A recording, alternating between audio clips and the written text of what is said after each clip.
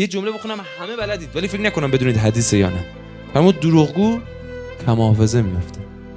اینجا یه جمله میگه 2 دقیقه فراموش میکنه چی گفته. آبرو حیثیتش میره. فرمود آقا جان خدا کسی که دروغ میگه یه خیر بهش میرسونه.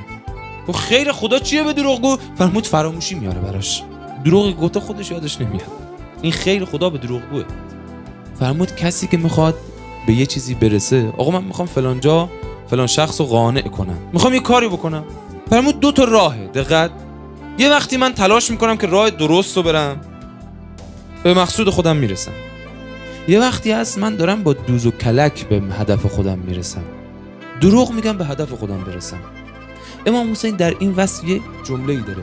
فرمود اونی که با دروغ به هدف میرسه، یک اولا دیرتر به هدف میرسه، نه اینکه به هدف نرسه، نه میرسه.